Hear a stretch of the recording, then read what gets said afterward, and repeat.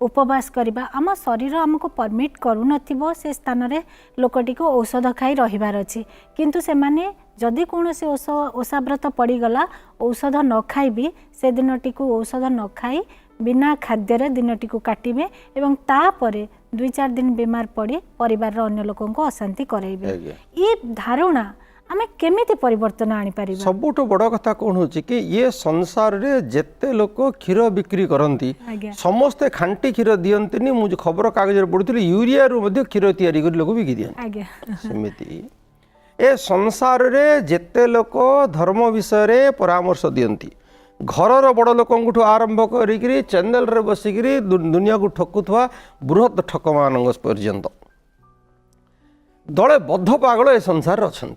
से माने भूल कथाटा को ही 100 थर बारंबार ए ओषा कर से ओषा कर ये व्रत कर से व्रत कर एमती मूर्खतार गोटे प्रचार चलई घरे रोथुवा किसी वयोवृद्ध लोक मान आरंभ करी बड़ बड़ चैनल रे बोधुवा अर्ध पागल व्यक्ति मान पर्यंत बुद्धिहीन कथा गुड़िक धर्म नाम कहूवा कारण लोक भूल रास्तार नौथुवा कारण अमुक ओषा कले अमुक हो 2 दिन भोकर पड़े सेया हो 4 दिन न खाई अधिया पड़े से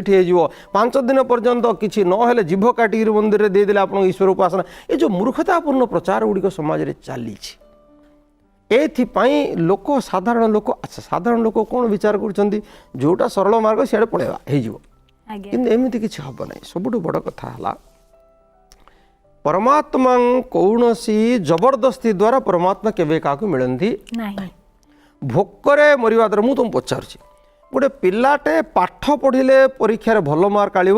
ना परीक्षा पूर्व 5 दिन भोकर रही तार मार्क भल आस भोकर रही पाठ पढ़ले